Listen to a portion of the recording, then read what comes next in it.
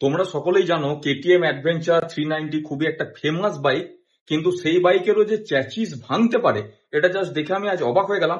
আর হয়েছে কাদের সাথে? Dream ওয়াকের group মেম্বারদের সাথে।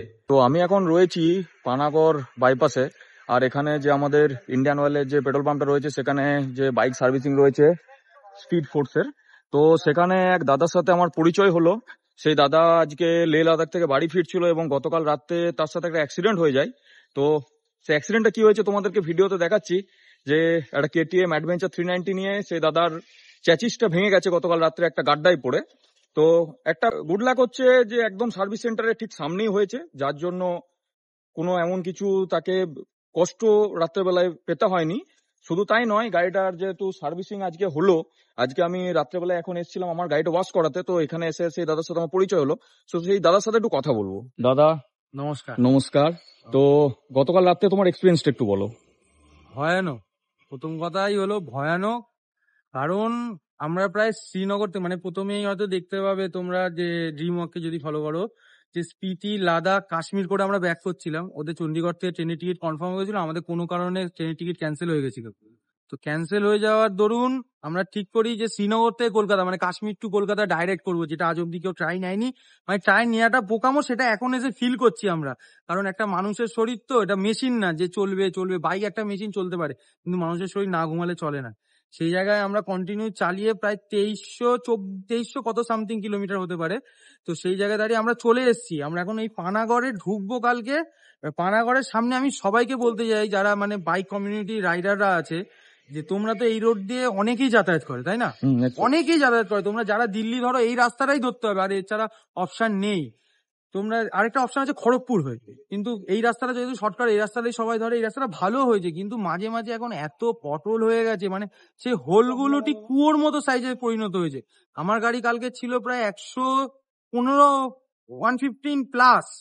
আমি মোটামুটি জাস্ট টার্নিংটা নিয়েছি আর দেখেছি ওরকম পটল। আমি নিজে মানে কোন রকম ভাবে যে ভগবানের দয়ায় বা মহাদেবের দয়ায় যে আমি গাড়িটাকে বাঁচিয়ে নিতে পেরেছি, নিজেকে বাঁচাতে পেরেছি, সব থেকে বড় কথা। সেই কথা যে তারপর আমার যা দেখি চেসিসটা ভেঙে। কিন্তু আমার একটা খুব ব্যাড এক্সপিরিয়েন্স, মানে আমার কেন, যত আমি কেটিএম সার্ভিস সেন্টার আজ সকাল থেকে প্রায় 8টা-9টাতে ফোন করেছি, কলকাতা সব, কিন্তু ওখানে ওরা কেউ বলছে এই রেকর্ড নেই যে সুইং আর্ম ভেঙে যেতে পারে।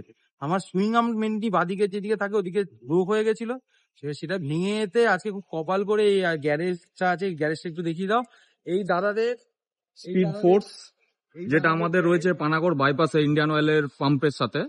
আর একটা কথা এনএইচ কে বলতে চাই যে এত মানুষ ট্যাক্স পে করছে, এত কিছু দিচ্ছে, তো সেক্ষেত্রে এরকম পথহোল গুলোকে, এটা কিন্তু সত্যি কথা। দেখো, আমরা প্রত্যেক কটা যাই হয়তো 100 কিলোমিটার 150 কিলোমিটার অন্তত একটা করে তোমার টোল ট্যাক্স, সেগুলো কিন্তু টোল দিচ্ছি, সব ভরপাই হচ্ছে, কিন্তু ঠিকঠাক করে মেনটেন্স হচ্ছে না। আমি মানে হায়ার অথরিটিকে বলতে, যে রোড মেনটেনেন্স করে তাদেরকে মানে একটাই রিকোয়েস্ট, যে আপনারা একটুখানি জিনিসটাকে দেখে মেনটেন করুন। কারণ আমাদের মতো হয়তো 4 চাকার কিছু হবে না, 4 চাকা একটা গাড়ির ভেতরতে হয়, কিন্তু আমাদের বাইকার কমিউনিটির যে রাইডাররা আছে তাদের কিন্তু লাইফ রিস্কের মতো ব্যাপার। হয়তো আমি বেঁচে গেছি, আমার হয়তো মতো অন্য কেউ পড়লে কিন্তু বাঁচবে না। ইভেন কালকে বিকেল বেলা এখানে একজন হন্ডা শাইন নিয়ে তোমার সে পড়ে আমাকে ছবি দেখালো, এরা মানে চোখের এইসব উঠে গেছে, হাঁটু বাটু নেই। তা আপনারা বুঝতেই পারছেন। আর আমি বারবার করে বলবো, যদি তোমরা এই দুই দাদা খুবই হেল্পফুল।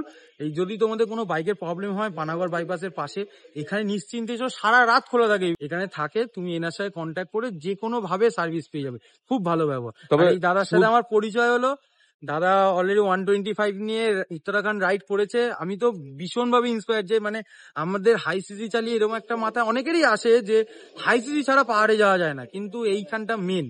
যদি মনের জোর থাকে আমি যাবই, এটা যদি আমার মাথায় থাকে, সে যেইভাবেই হোক, সাইকেল নিয়ে অনেকে যাচ্ছে, সেটা আমি যদি যাবই, সেটা যদি আমি হয়, তো তুমি যেতে পারবি। আমি তাই বলবো, ঘরে বসে দেখো না, এই দাদার মতো করে বেরিয়ে যাও, দাদার মতো করে ঘোরো। এই দাদা যে ক্যামেরার পেছনে ক্যামেরা এখন ধরে আছে, সেই দাদা দুজনেই 125 সিসি নিয়ে উত্তরাখণ্ড করেছে, এটা অনেক বড় ব্যাপার। আমি তাই আলোচনা করছিলাম কিভাবে কি ঘোরা যায় না ঘোরা যায়। তবে আমি বলবো এই রাস্তা দিয়ে এখন রিসেন্ট যারা ট্রিপ করছো, খুব সাবধান, তোমরা কিন্তু এই হাইওয়েটাকে একদম এনএইচ এর হাইওয়ে চোখ বন্ধ করে চালাবো, এই ধারণাটা পুরো ভুলে যাও। কারণ রিসেন্ট বর্ষাকাল পেরিয়েছে এবং তারপরে রোডের কিন্তু কোনো রকম মেনটেনেন্স হয়নি। তাই দূর দূরান্ত থেকে যারা আসছো, বারবার আমি রিকোয়েস্ট করবো তোমরা একটু রাস্তার দিকে নজর রেখে চালাবে। আর যখন শরীর সাথ দেবে না, অবশ্যই তোমরা রেস্ট নিও।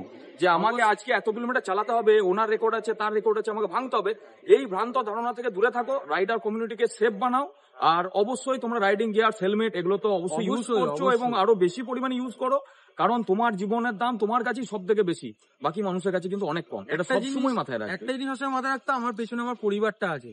আমার যদি কিছু আমাকে সে দায়িত্ব নিয়ে বেরিয়েছে। আর একটা জিনিস বলি, এই যে রাইডিং গিয়ার্স কিন্তু প্রত্যেক কটা পার্টের কিন্তু প্রত্যেক কটা কাজ আছে। লোকে বলে যে স্টাইল করার জন্য পরে, অনেকে বলে যে দেখানোর জন্য পরে আমি রাইডার, কিন্তু ওটার জন্য না। তুমি যদি একটা 110-এ কোনো গাড়ি থেকে পড়ো না, তোমায় কিন্তু এই শোল্ডার আর্ম, এই লেগ প্রোটেক্টর, জুতো, এগুলোই তোমাকে বাঁচাবে, সবকিছুই হেলমেটটাই দরকার। বাঁচাবে, অন্য কিন্তু কেউ বাঁচাবে না। তখন শুধু তাই নয়, দাদার খুব গুড লাক চলেছে যে জানি গতকাল জানি। রাতে এরকম গাড্ডাতে পড়ার পরেও দাদার কিচ্ছু হয়নি এবং দাদা কাছাড়ও খায়নি। হয়তো কাছার খেলে একটা বড় দুর্ঘটনা ঘটে যেত। করতে পারে।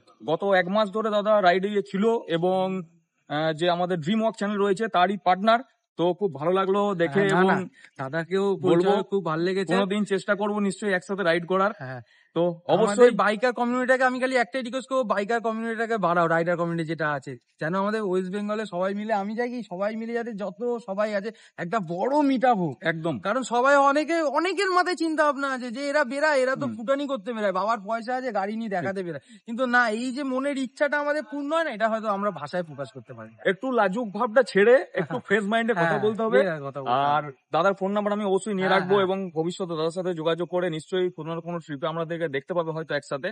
তো যাই হোক, তো পানাগড়ের যে রাইডিং কমিউনিটি রয়েছে, যে দুর্গাপুর বেল্টের যে রাইডিং কমিউনিটি রয়েছে বা পশ্চিম বর্ধমানের যে রাইডিং কমিউনিটি রয়েছে, তাদের সবার তরফ থেকে দাদাকে জানাচ্ছি অসংখ্য ধন্যবাদ। থ্যাংক ইউ, আর তোমার শুভকামনা রইল হ্যাঁ, আগামী অবশ্যই। আমি জীবনের এখান জন্য। দিয়ে আবার ক্রস করলে আমি দাদার নাম্বার নিয়ে যাচ্ছি, আমি অবশ্যই তোমাদের সাথে দেখা আর করবো। একটু চেষ্টা করবে বাকি রাস্তাটা, হ্যাঁ, বুঝতেই হ্যাঁ, পারছো, একটু অবশ্যই। আমি সাবধানে তো বাড়ি যাও। নিজেই ভয়তে আছি, কারণ একটা ইনসিডেন্ট হলে তো জানো তো, ভয় আর তো তার লাগেই। সঙ্গে আমাদের আরেক দাদাও আছে, তাকে একটু ডেকে নেবো।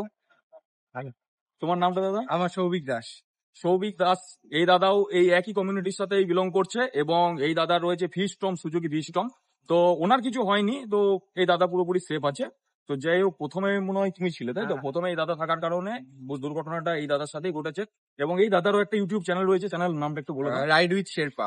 Ride with Sherpa. একই ড্রিম ওয়াক যে কমিউনিটি রয়েছে তাদেরই গ্রুপ মেম্বার এনারা। তো ভবিষ্যতে এই দাদাদের সাথে চেষ্টা করব রাইড করা। নিশ্চয়ই, আর আমাদের অবশ্যই, রাইডিং অবশ্যই। কমিউনিটিকে কিছু যদি বলতে চাও। অবশ্যই সবাই একসাথে রাইড হবে একটা, দাদার সাথেও তো যোগাযোগ হয়েই গেল। আর সবাই যারা রাইড করছে একটু সেফ রাইড করবে, যাতে পজিটিভলি আমরা এই কমিউনিটিটাকে অনেকটা এগিয়ে নিয়ে যেতে পারি। তো আমাদের যে ড্রিম ওয়াকের কর্ণধার তনয় দা তো আমাদের সাথে নেই। তো সেই দাদাকেও আমাদের পশ্চিম বর্ধমান রাইডিং কমিউনিটির থেকেও জানাই অসংখ্য ধন্যবাদ। তো পারলে কোনোদিন যদি আসো, অবশ্যই আমাদের সাথে একটা মিট আপ প্রোগ্রাম বা হয়তো কোনো রাইড একসাথে আমরা করতে পারি। তো এই ইচ্ছাটা আমি রাখলাম। তো ভালো লাগলে অবশ্যই চ্যানেলটাকে লাইক সাবস্ক্রাইব করতে ভুলো না। তো এখনকার মতো টাটা।